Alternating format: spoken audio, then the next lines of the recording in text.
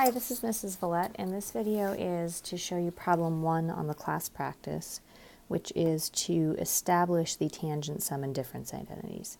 So it says use the fact that tangent of alpha plus beta is sine of alpha plus beta over cosine of alpha plus beta to establish the tangent sum and difference identities that are shown above.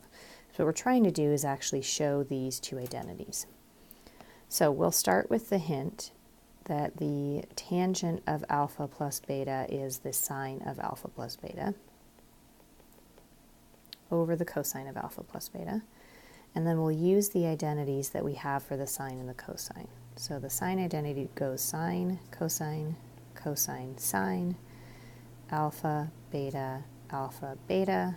The first two are multiplied, and then between those two groups is a plus. Then we just fill in the cosine identity. So cosine, cosine, sine, sine, alpha, beta, and that would be a subtraction. Okay, now what we need to do is take a look at what we're trying to prove and see what we need to do to get there. So what I'm trying to prove is this identity right here. Tangent of alpha plus beta is tangent of alpha plus tangent of beta divided by 1 minus tangent alpha tangent beta. So I need to somehow modify this expression down here to look like this one.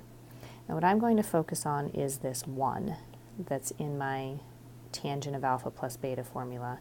And I'm going to try to figure out how I can get a 1 in that same spot in the work that I have down here.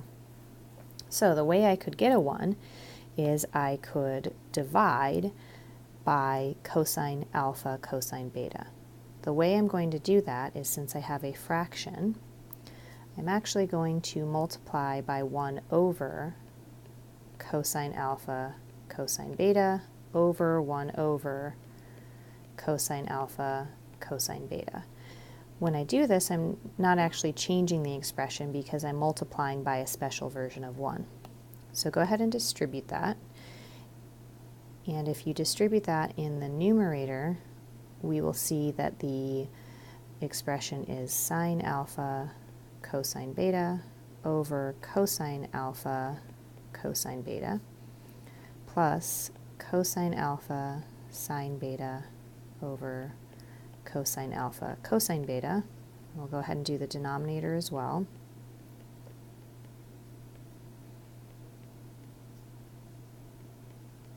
And if you'd like, you could go ahead and simplify as you're going. I'm just showing the distribution of that division. And then we go ahead and simplify. So in the numerator, in that first term, the cosine betas cancel. The cosine alphas cancel in the second term.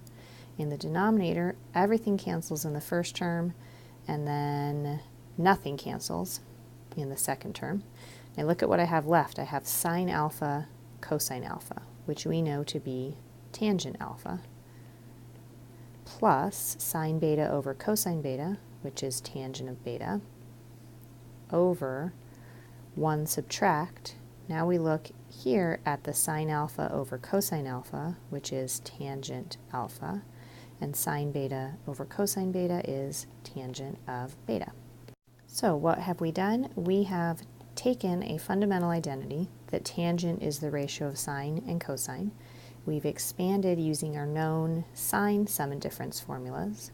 And then we did this little trick of multiplying by a 1 in order to end up with the identity that we wanted, tangent of alpha plus tangent of beta over 1 minus tangent alpha tangent beta.